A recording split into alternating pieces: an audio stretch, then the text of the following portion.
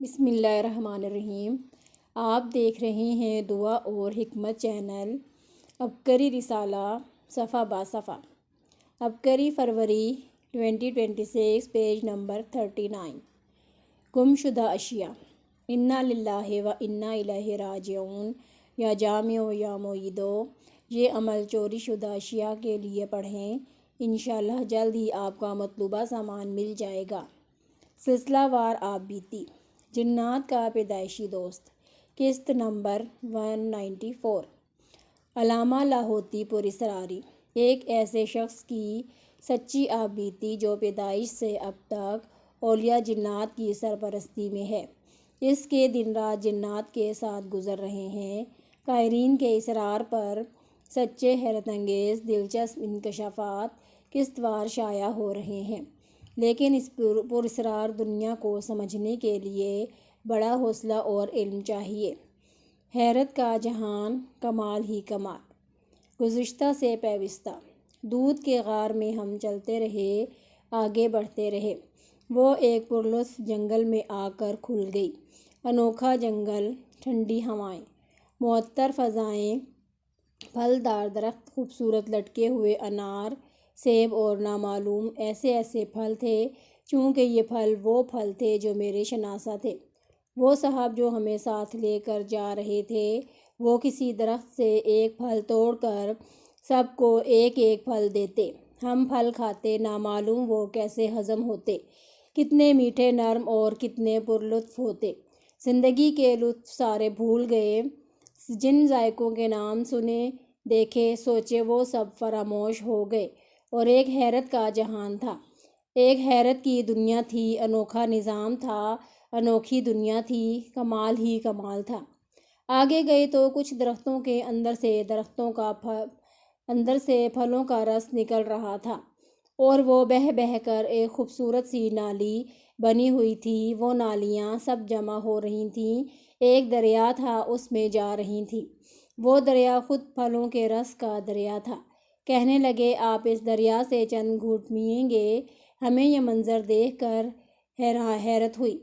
دریا کے کنارے بیٹھے، ٹھنڈا میٹھا پانی محسوس ہوا، لیکن جب پیا تو ہر پھل کا ذائقہ، خوشبو اور لطف حیرت انگیز، دنیا عجیب و غریب۔ جی چاہتا تھا کہ پیتے چلے جائیں، اور ہم پیتے چلے گئے۔ پینے میں ایسے مدہوش ہوئے کہ اچانک اس رہبر کی آواز آئی، ہم نے آگے چلنا ہے۔ انوکھے رنگ اور خوشبو۔ ہم اس رہبر کو ساتھ لے کر آگے چلے۔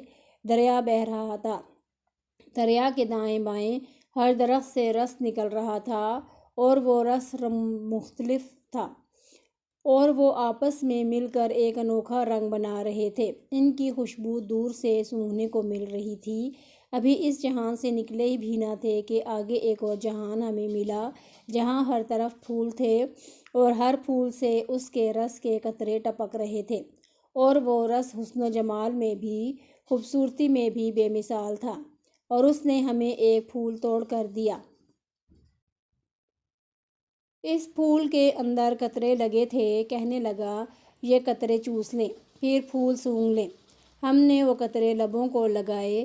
ہر قطرہ ایسا خوشبودار اور ذائقے دار تھا کہ گزشتہ تمام چیزوں کے ذائقے اس نے بھلوا دیے۔ پھول سونگھا تو اس کی خوشبو ایسی تھی کہ اس نے مدہوش کر دیا۔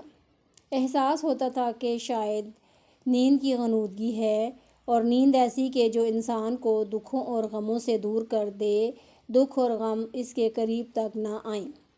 پرندوں کے منہ سے گرنے والے قیمتی موتی۔ یہ انوکھا نظام، انوکھا جہان پھولوں کا نہ ختم ہونے والا تھا۔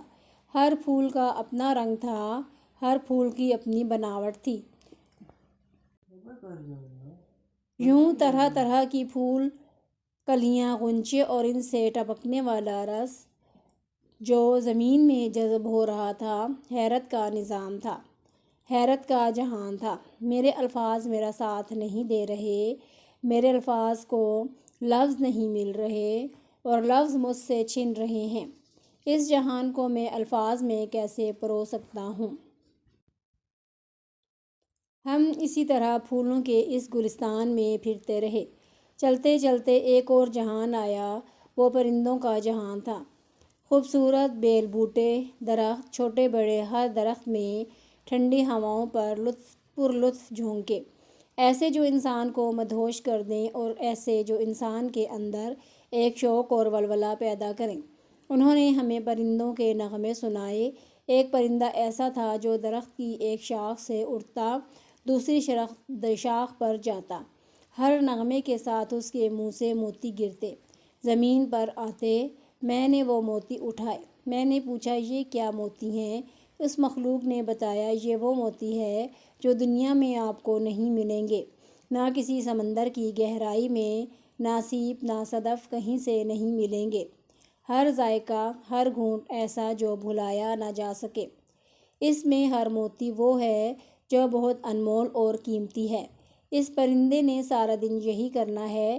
اس کے منہ سے جتنی آوازیں نکلتی ہیں، ہر آواز سے موتی بنتے ہیں اور یہ موتی جھرتے چلے جاتے ہیں۔ ہم نے ایک جگہ دیکھا، نیچے بہت بے شمار موتی تھے۔ ہم جب ان موتیوں میں چلتے تھے تو ہمارے پاؤں موتیوں میں دھنس رہے تھے۔ یقین جانیے موتیوں کے اوپر پاؤں دینے کی جرات بھی نہیں ہوتی تھی، لیکن حیرت تھی اس کے علاوہ پاؤں رکھنے کی جگہ نہیں تھی۔ آخر پاؤں کہاں رکھیں؟ موتی ختم نہیں ہو رہے تھے۔ آگے گئے تو ایک اور پرندے کی آواز سنی اور وہ آواز نکالنے کے بعد تھوڑی دیر کے بعد منہ سے کچھ اگلتا تھا۔ اس کے منہ سے اگلنے کے بعد منہ سے کچھ رنگ برنگے پتھر نکلتے تھے۔ اس مخلوق کے رہبر نے ہمیں وہ پتھر اٹھا کر دیے اور کہا کہ انہیں منہ میں ڈالیں۔ ان کا ذائقہ میں کیا بیان کروں؟ شہد کی مٹھاس اس کے آگے کیا ہے؟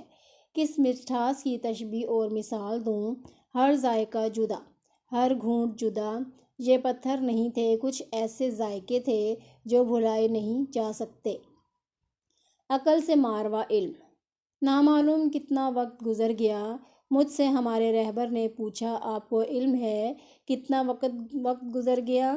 ہم سب نے کہا نہیں، آپ کو پورے 7 دن گزر گئے ہیں، 7 دن 7 راتیں۔